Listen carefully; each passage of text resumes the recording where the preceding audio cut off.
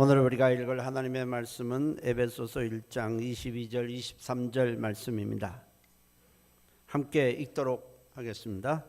또 만물을 그의 발 아래에 복종하게 하시고 그를 만물 위에 교회의 머리로 삼으셨느니라. 교회는 그의 몸이니 만물 안에서 만물을 충만하게 하신 이의 충만함이니라. 아멘. 살아계신 하나님의 말씀을 통해서 우리가 힘도 없고 알지 못했던 것을 또 새롭게 알기도 하고 깨닫기도 하고 우리 마음에 큰 찔림도 오고 우리의 삶이 하나님 앞에 말씀을 통해 바로 설 수 있도록 도와주옵소서. 예수님의 이름으로 기도했습니다. 아멘. 오늘도 은혜가 있기를 바랍니다. 오늘은 교회가 어떤 곳인가에 대해서 말씀을 드리고자 합니다. 만일 교회가 없다면 어떻게 될까? 우리는 교회를 통해서 하나님을 알고 예수님께서 우리를 구원하시기 위해 어떤 일을 하셨는지를 우리는 알게 되고 우리가 어떤 존재로 지음받았는지 어떻게 살아야 되는지 인생을 어디를 향해 가야 되는지 우리가 인생이 이 땅의 삶이 끝나면 어떻게 되는지를 우리가 교회를 통해서 배우게 되고 듣게 됩니다. 우리가 예수를 믿어서 구원받은 것도 다 교회를 통해서고 믿음이 자라는 것도 교회를 통해서입니다. 우리가 교회가 없다면 우리는 구원을 받을 수도 없고 어떻게 살아야 할지도 모르고 방황하며 살다가 우리는 멸망하게 될 것입니다. 그러므로 우리는 교회가 굉장히 중요합니다. 오늘은 교회가 어떤 곳인지에 대해서 알아보고자 합니다. 교회라는 것은 건물은 아니고 예수를 구주로 믿어서 구원받은 자들이 하나님을 예배하고 하나님을 섬길 목적으로 모인 신앙 공동체입니다. 성경은 교회 곧 성도들과 예수님과의 관계를 여러 가지로 말씀을 하고 있습니다. 첫째로 교회는 그리스도의 신부입니다. 우리는 그리스도의 신부입니다. 성경은 예수님을 신랑으로 교회를 신부로 설명하고 있습니다. 마지막 때 구원받은 성도들을 데리고 오기 위해 재림하실 예수님을 신랑으로 또 재림하시는 주님을 맞이하는 성도를 신부로 말씀을 하고 있습니다. 주님이 재림하시게 되면 우리는 주님이 예비해 놓으신 천국집에서 영원히 주님과 함께 살게 될 것입니다.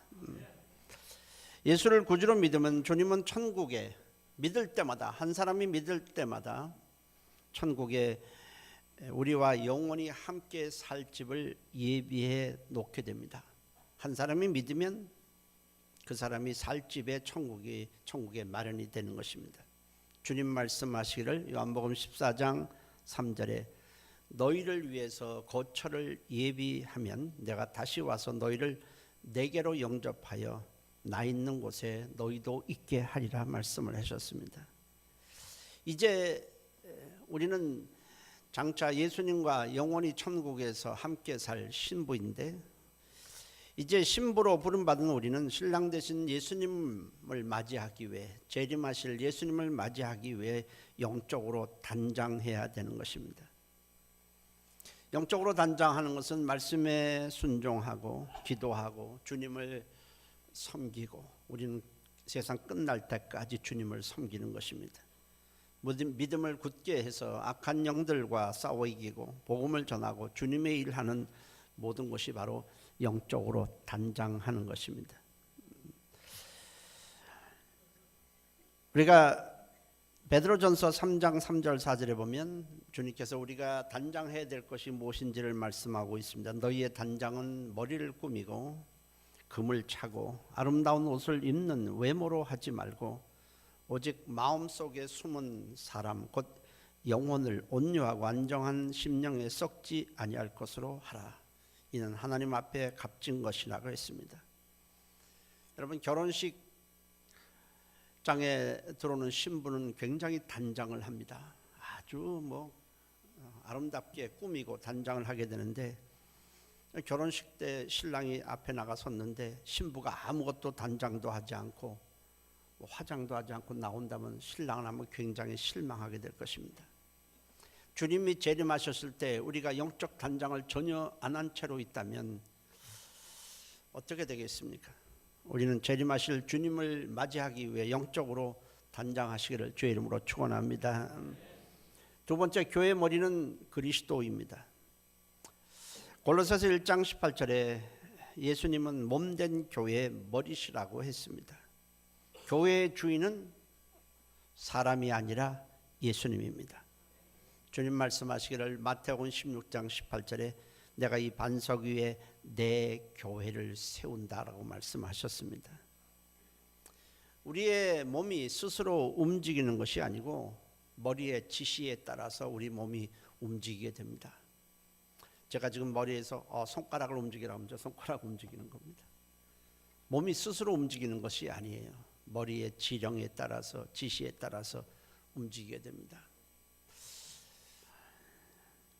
마찬가지로 교회는 예수님의 뜻, 예수님의 생각, 예수님의 말씀에 따라 움직여져야 하는 것입니다. 성도들 중에는 교회가 성도들이 원하는 방향으로 운영되고 움직여지기를 바라는 자들이 의외로 많습니다.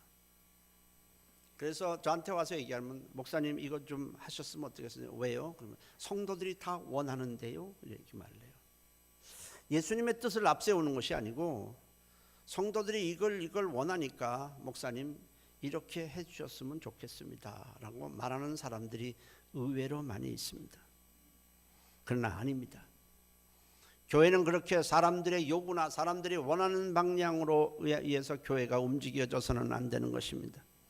교회는 오직 머리 대신 예수님의 말씀에 따라 운영되어야 하는 것입니다. 만일 몸이 머리의 지시를 따르지 않는다면 이건 비정상 아니겠습니까? 제가 아는 어떤 사람은요, 앞으로 가지를 못해요. 그리고 자꾸 옆으로 가요. 그래서 물어봅니다. 왜 자꾸 옆으로 가냐? 그럼 어떤 사람이 자기에게로 오라. 좀 이렇게 하면 머리는 분명히 가야 되겠다라고 지시를 내리는데 몸은 옆으로 간다는 거예요. 참 답답하죠. 그래서 그 사람은 혼자서 다닐 수가 없어요. 왜냐하면 머리의 지시와 몸이 다르게 움직여요. 그래서 항상 옆에서 같이 사람이 데리고 가야 됩니다. 저쪽으로 가서는 안 되겠다. 그럼 이쪽으로 가야 되겠는데 그 반대로 또 움직여요. 그러니까 몸이 통제가 안 되는 것입니다. 만약 교회가 예수님의 말씀에 통제가 안 되고 지시에 따르지 않는다면 그 교회는 교회라고 볼 수가 없습니다. 라오디게아 교회는 예수님으로부터 아주 큰 책망을 받았습니다. 요한계시록에 보면 7교회가 등장하고 있습니다. 이것은 이 세상에 있는 모든 교회를 7교회의 유형으로 나눈 것입니다. 그 중에서 다른 교회들은 칭찬도 있고 책망도 있는데 전혀 칭찬은 없고 책망만 받은 교회가 바로 라오디게아 교회입니다. 라오디게아의 그 책망만 받은 이유는 교회가 사람들 중심에 따라 사람들의 중론에 따라서 교회가 운영이 되었기 때문에 그렇습니다. 라오디게아라고 하는 뜻은 민주주의라는 뜻입니다. 민주주의가 무엇입니까? 다수가 움직이는 데가 바로 민주주의입니다. 여러 사람의 중론이 있어도 많은 사람이 이것을 원하면 그쪽으로 움직이는 것이 민주주의 아니겠습니까? 라오디게아 교회는 사람들이 모여서 회의를 하게 됩니다.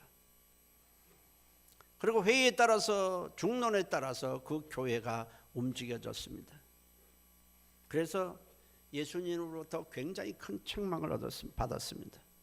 교회가 사람들의 의견이나 사람들의 중론에 따라서 움직인다면 그것은 주님의 교회가 될 수 없습니다. 사람들의 교회입니다. 오직 교회는 예수님의 말씀, 예수님의 뜻대로만 운영되어야 하는 것입니다. 저도 회의를 수없이 많이 해봤지만은 하나님의 말씀을 가지고 말하는 사람이 아니라 자기 생각, 자기 주장을 가지고 그것을 관철시키려는 것을 너무 많이 봤습니다.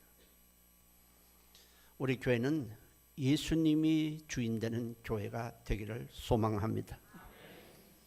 세 번째로 교회는 그리스도의 지체들입니다.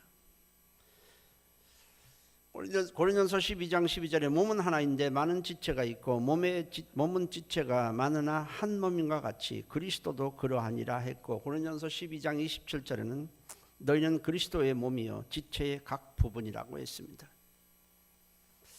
한 몸이 있는데 몸에는 수많은 지체들로 구성되어 있습니다. 마찬가지로 우리가 이렇게 성도들이 많지만 여기 있는 모든 성도들은 다 주님의 지체들입니다. 몸에는 많은 지체들이 있고 모든 지체는 다 소중합니다. 귀하지 않는 지체는 하나도 없습니다. 그런데 지체들이 서로 돕고 협력할 때 몸은 건강해지고 필요한 일을 할 수 있습니다. 때문에 우리는 몸에서 한 지체가 어려움을 당하면 다른 지체들이 적극적으로 돕는 것입니다. 손가락이 부상을 당했는데 다른 지체들이, 그것은 손가락의 문제지 내 문제는 아니야, 그렇게 한다면 어떻게 되겠습니까? 몸의 지체는 그렇게 하는 법이 없습니다. 손가락이 다치든지 어디가 다치든지 하나가 다치게 되면 다른 지체들이 서로 자기 문제로 삼고 그 다친 지체를 회복시키기 위해서 온몸이 다 움직이게 됩니다. 정상적입니다. 마찬가지로 우리는 서로 협력해서 몸이신 주님의 교회를 든든히 세워 나가야 하는 것입니다. 성도가 귀한 이유가 무엇입니까? 성도가 귀한 이유는 그 사람 자체에 있지 않습니다. 그 사람이 많이 배우고 많이 가졌고 똑똑하고 그것 때문에 그 사람이 귀한 것이 아닙니다. 하나님은 그런 사람에 대해서 관심이 전혀 없습니다. 성도가 귀한 것은 우리가 예수를 믿고 그리스도에게 속해 있기 때문에 귀한 것입니다. 아무리 귀한 지체라도 몸에서 떨어져 나가면 징그럽습니다. 여러분, 눈이 얼마나 소중합니까? 우리가 눈이 없다고 가정한다면 얼마나 불편하겠습니까? 굉장히 귀한 지체입니다. 보고 판단하고 이게 수렁이 있는가 없는가 다 살피고 거리도 계산하고 색도 구분하고 책도 읽고 텔레비도 보고 다 하는 것이 바로 이 눈 아니겠습니까? 그러나 그토록 귀한 지체인 눈이라도 몸에서 떨어져 나간다면 가치는 없습니다. 아무것도 할 수 없어요. 그리고 사람들은 이거 참 눈이 귀한데 하지 않고 그것을 쓰레기통에다 쳐 넣을 것입니다. 마찬가지입니다. 예수님에게서 떨어져 나가는 성도는 하나님 보시기에 아무런 가치가 없습니다. 결국 그 사람은 불에 던져 버릴 것입니다. 그래서 성경은 예수님과 우리와의 관계를 갖다가 포도나무와 가지와의 관계로 설명을 하고 있습니다. 나무가 하나 있고 나무에는 수없이 많은 가지가 거기에 붙어 있습니다. 그 가지가 귀한 것은 그 나무에 붙어 있어서 나무로부터 올라오는 진액을 빨아들여 열매를 맺기 때문에 그 가지가 귀한 것이지 가지 자체가 귀한 것은 아닙니다. 가지가 색깔이 어떻든 가지가 길든 짧든 그것은 가치가 없습니다. 가지의 가치는 바로 나무에 붙어 있는 것입니다. 예수님과 우리와의 관계를 포도나무와 가지와의 관계로 설명하고 있습니다. 요한복음 15장 5절 6절에 나는 포도나무여 너희는 가지라. 그가 내 안에 내가 그 안에 거하면, 다시 말하면 연합되어 있으면 사람이 열매를 많이 맺나니 나를 떠나서는 너희가 아무것도 할 수 없습니다. 사람이 내 안에 거하지 아니하면, 내게 붙어 있지 아니하면 가지처럼 밖에 버려져 마르나니 사람들이 그것을 모아다가 불에 던져 사르니라고 했습니다. 예수님과 떨어져 있는 인간은 하나님 보시기에 전혀 가치가 없습니다. 왜냐하면 예수님으로부터 우리는 생명을 공급받고 은혜를 공급받아야 되는데 예수님으로부터 떨어져 나간 사람에게는 생명이 공급되지 않기 때문에 그렇습니다. 예수님께 붙어 있어서 예수님으로 맺어지는 열매는 생명의 열매이고 영원히 없어지지 않고 썩지 아니할 값진 열매인 것입니다. 그러므로 우리는 예수님께 꼭 붙어 있으시기를 주의 이름으로 축원합니다. 네 번째로 교회는 하나님의 가족입니다. 따라서 교회는 나는 하나님의 가족이다. 에베소서 2장 19절에 이제부터 너희는 외인도 아니요 나그네도 아니요 오직 성도들과 동일한 시민이요 하나님의 권속이라고 했습니다. 이 권속이라는 말은 가족이라는 뜻이에요. 영어 성경에는 members of the family of God이라고 했습니다. 하나님의 가족이라는 겁니다. 우리는 이제 모두 영적으로 하나님의 가족으로 부름을 받았습니다. 왜냐하면 우리는 예수를 믿음으로 우리는 다 동일하게 하나님의 자녀가 되었고 동일하게 하나님을 아버지라고 부르고 있고 장차 아버지 집인 천국에서 영원히 함께 살아야 할 존재들입니다. 혈육으로 맺어진 가족 관계 굉장히 중요하죠. 그러나 이 땅에서의 삶이 끝나면 그것으로 영원히 끝입니다. 더 이상 지속되지 않습니다. 그러나 하나님의 가족은 천국에서 영원히 함께 살게 될 것입니다. 사람들은 이 땅에서 우리의 삶이 관계가 죽어서도 지속될 것이라고 생각하지만 성경은 하나님은 분명히 아니라고 말씀합니다. 어떤 사람이 예수님께 질문을 했습니다. 어떤 사람이 장가를 여러 번 갔습니다. 천국에서는 그러면 누구의 남편이 되고 한 여자가 여러 번 결혼했을 때 누구의 아내가 되어야 합니까? 너희가 성경을 참 오해하고 하나님도 오해하는구나. 천국에서는 남녀 구분도 없고 가족, 이 땅에서의 혈연 관계가 지속되지 않고 천사들과 같다고 말씀을 합니다. 그러므로 사실은 우리가 이 땅에서의 혈육 관계는 불과 몇십 년으로 끝나고 말합니다. 그러나 하나님을 아버지로 모시고 우리는 똑같이 하나님의 자녀들로서 하나님의 가족 관계는 영원히 천국에서 지속되게 될 것입니다. 가족은 모든 것을 함께 합니다. 어려움도 함께하고 기쁨도 함께하고 슬픔도 함께합니다. 그래서 한 가족 중에 누가 어려움을 당하고 뭐 병에 걸려 병원에 입원하면 같이 가서 다 병문안하고 같이 함께 자기도 하고 돌보고 뭐 여러 가지 하지 않습니까? 마찬가지로 우리가 하나님의 가족으로 지금 교회에 다니고 있는지 아닌지는 주변에 있는 모든 사람을 다 알 수는 없지만 주변에 있는 다른 성도가 어려움을 당했을 때 내가 어떻게 반응하고 있는지를 통해서 우리는 알 수 있습니다. 여러분, 어떤 사람이 아팠을 때에 가족은 모두 다 자기 일처럼 돌보고 생각하고 함께 힘들어합니다.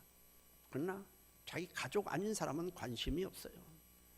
옆에 집에서 누가 죽어도 관심이 없습니다. 내가 하나님의 가족으로 교회에 다니고 있는지 아닌지는 다른 성도들, 내가 가까우게 있는 주변 성도들에 대해서 그들이 어려움을 당했을 때 어떤 반응을 보이는가에 따라서 내가 지금 어떤 자세로 교회를 다니고 있는지를 알 수 있습니다. 탈무드에 보면은 이런 얘기가 나옵니다. 한 아이가 태어났는데 두 개의 머리를 갖고 태어났습니다. 자, 그랬을 때 이걸 한 사람으로 보아야 되는지 두 사람으로 보아야 되는지 논쟁이 생깁니다. 여러분들은 어떻게 생각합니까? 한 아이가 태어났는데 두 개의 머리를 가졌다면 한 사람입니까? 두 사람입니까? 그래서 막 논쟁을 하다가 저들이 이렇게 얘기를 합니다. 결론은 어떻게 내렸냐면 약간 뜨거운 물을 한 아이의 머리에 조금 부었을 때에 하나만 울고 있다면 두 사람이고 둘 다 같이 운다면 한 사람이다라는 겁니다. 가족이 아닌지를 우리가 쉽게 알 수 있잖아요. 여기 모여 있고 여기 모여 있는데 한 사람이 다쳤거나 할 때 가족은 달리 반응합니다. 자기 일처럼 막 그 사람을 막 안고 119를 부르고 난리를 칠 겁니다. 다른 사람은 옆에서 이러고 쳐다보고 있을 것입니다.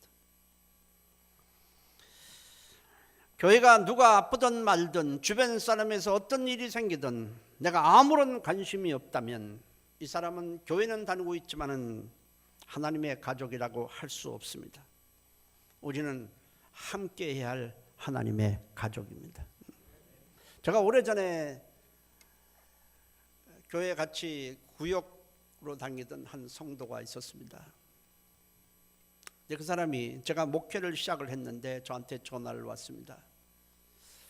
예정을 생각해 전화했겠죠. 목사님, 제가 지금 병에 걸렸는데 와서 기도해 주십시오.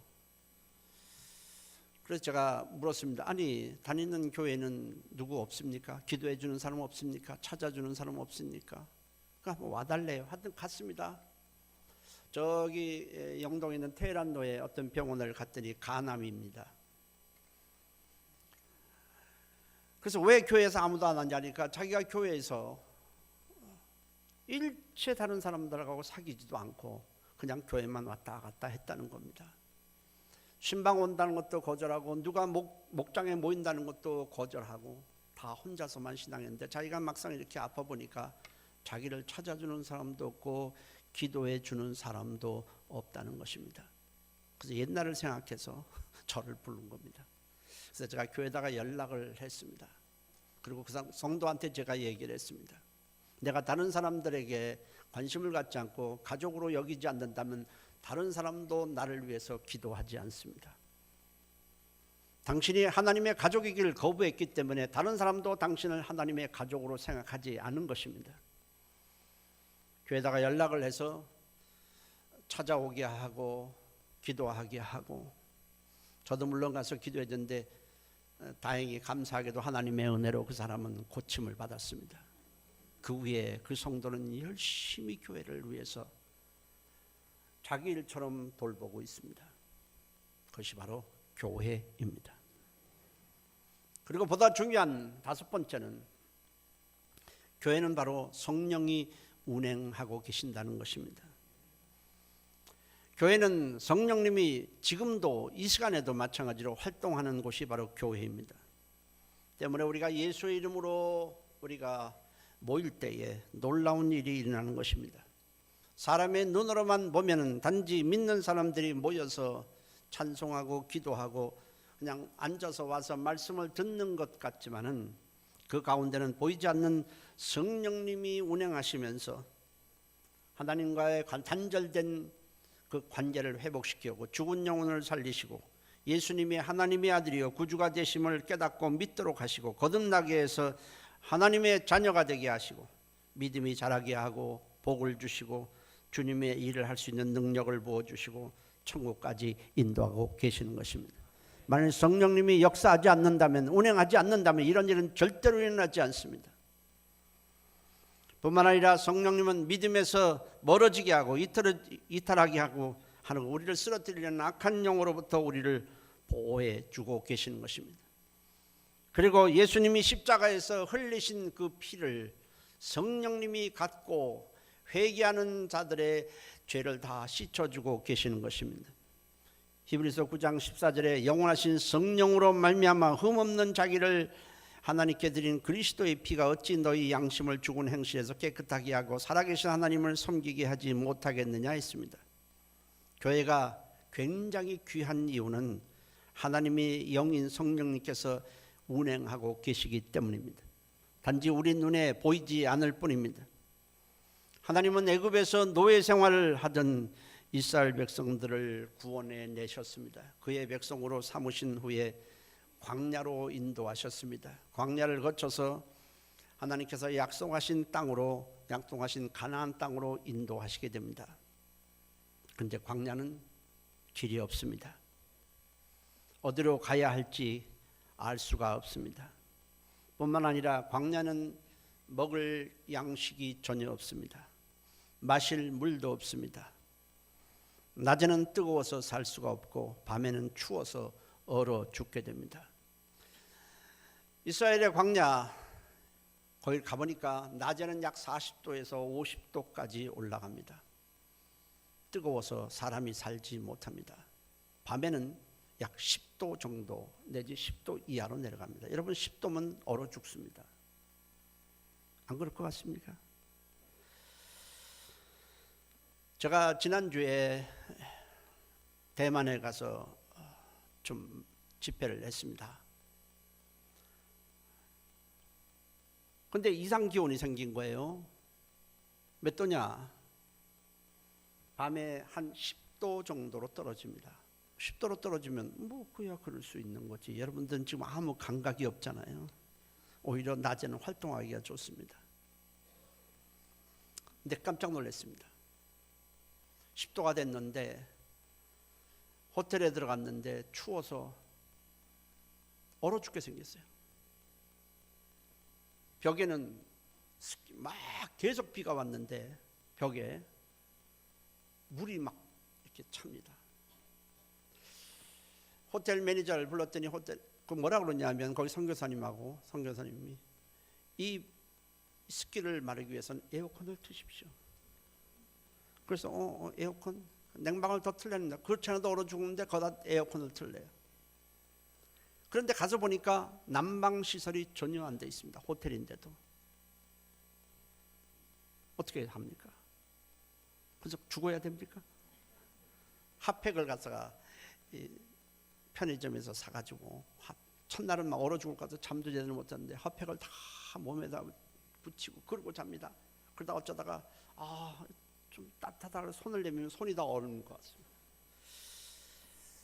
다음날 아침에 선교사가 와서 차를 타는데 습기가 있으니까 에어컨을 틉니다. 그래서 그러지 말고 난방을 차에도 난방 시스템이 안 되는 거예요.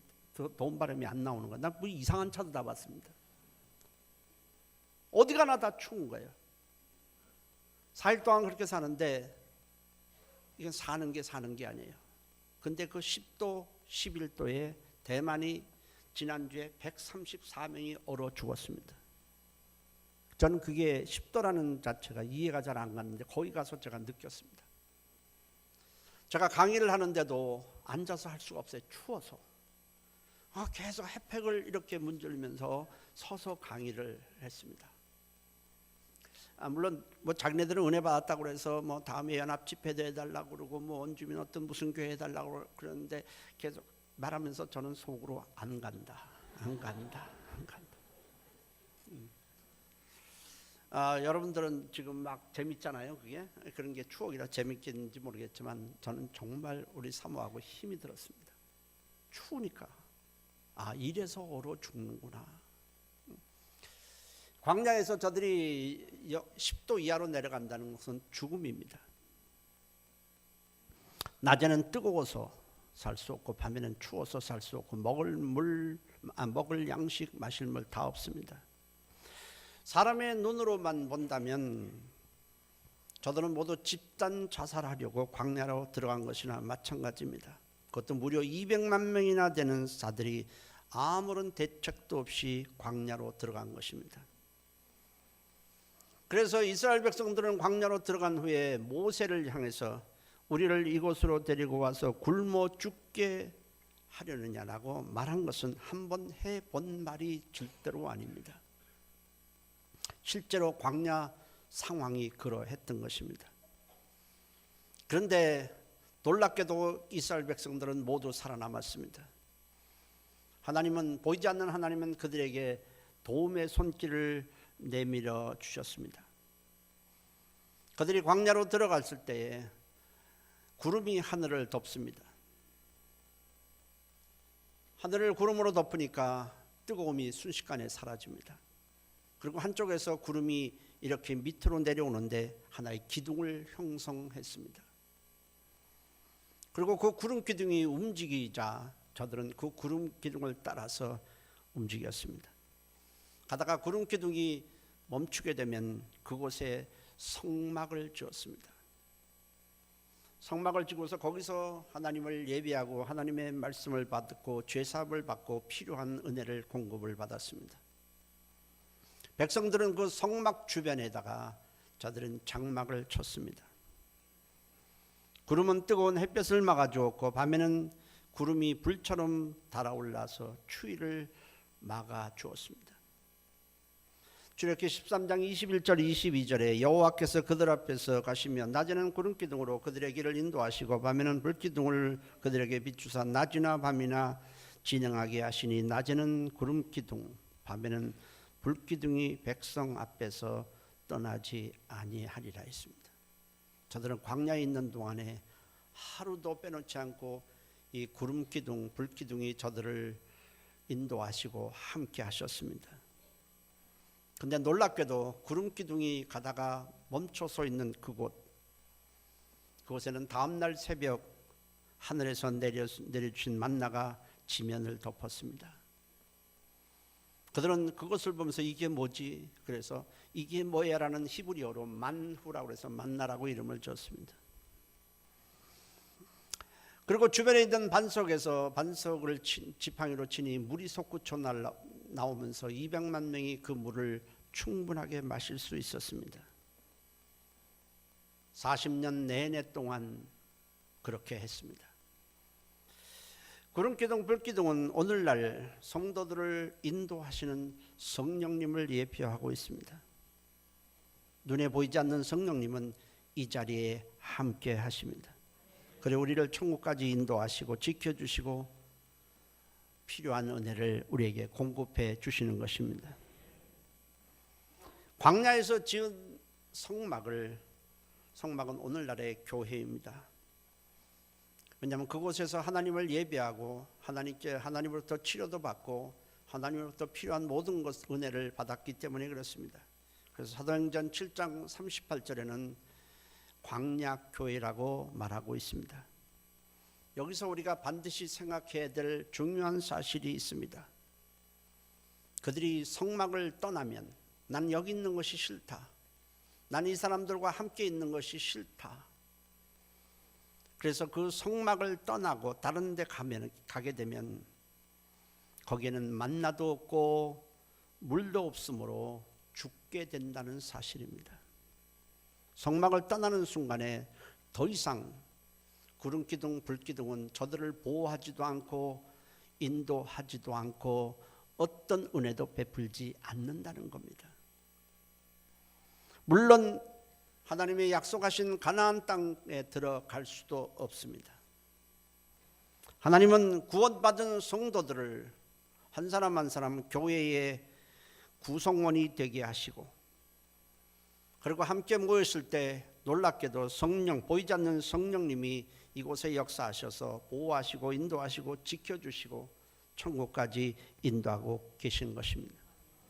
만약 이곳에 성령님이 지금 운행하고 있지 않다면 믿음을 가질 사람은 한 사람도 없습니다. 어떤 사람은 교회 다니는데 도무지 믿어지지 않는다라고 하는 사람이 있어요. 난 들어도 믿어지지 않는다. 무슨 말입니까? 성령님이 그 사람에게 역사하지 않는다는 겁니다. 성령님이 역사하지 않으면 교회를 아무리 30년 40년 다녀도 믿음을 가질 수가 없습니다. 예수님이 하신 일이 나와 전혀 관계가 있다고 생각되지 않습니다. 여러 가지 이유가 있을 것이지만 그 사람은 하나님 앞에 회개해야 하는 것입니다. 하나님 나에게 믿음을 주세요. 그리고 겸손하게 하시면 성령께서 놀랍게도 그동안에 믿어지지 않았던 것들이 믿어지게 하고 하나님의 말씀이 진리임을 알게 되고 살아계신 하나님을 만나도록 성령님이 도와주실 것입니다.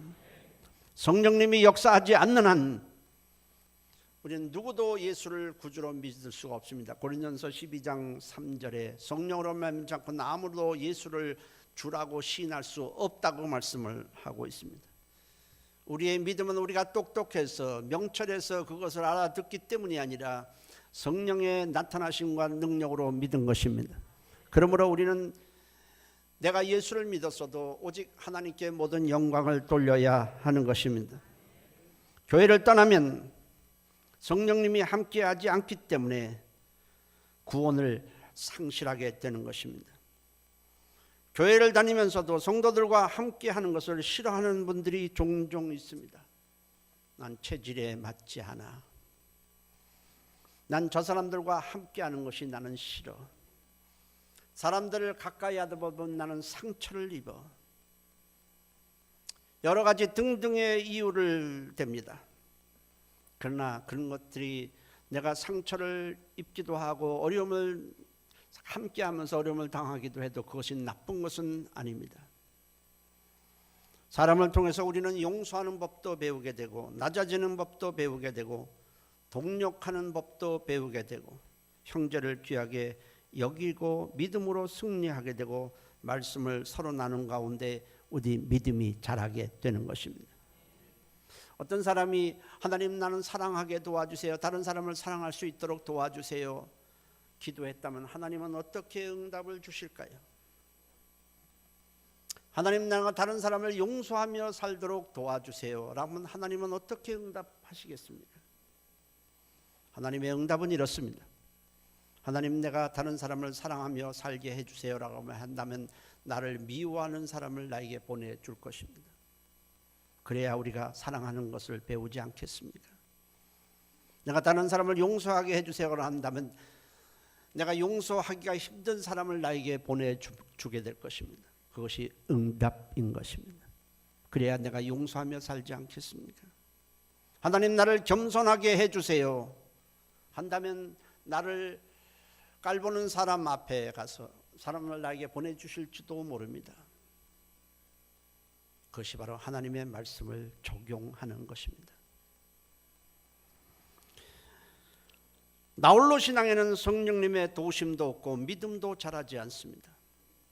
여러분 우리가 피를 나눈 혈육관계에서도 우리는 서로 다투고 가족 사이에도 마음이 상하기도 하고 그렇습니다. 불과 몇 사람 안 되는 가족 아닙니까? 5사람, 6사람, 10사람밖에 안 되는 그 가족끼리도 서로 눈시울을 붉히기도 합니다.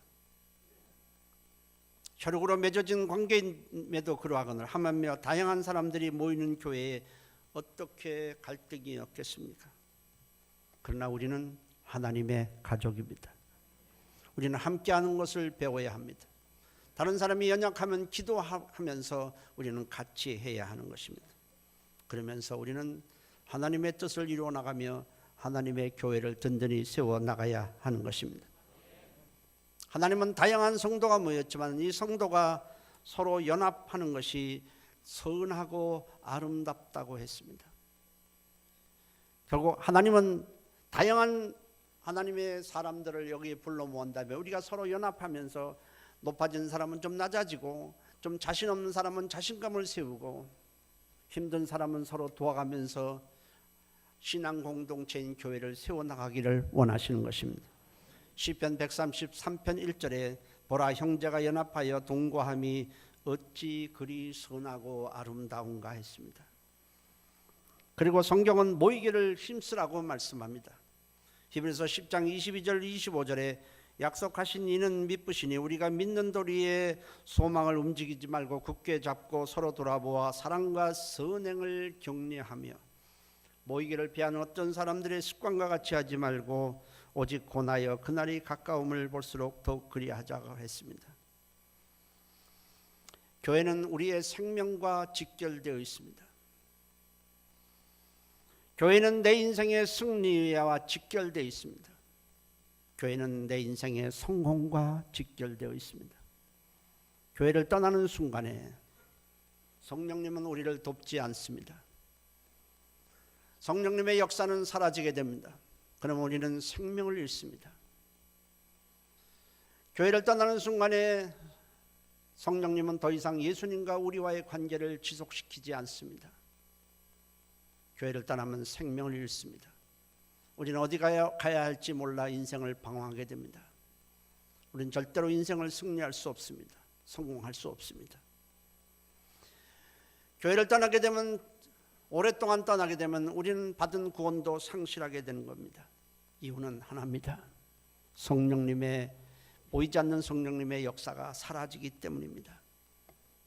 여러분 우리가 교회에 이렇게 나와서 예배를 드릴 수 있다는 것이 축복입니다. 영광입니다.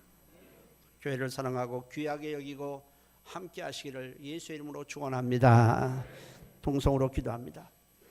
하나님 내가 이제부터 하나님의 가족으로 살겠습니다.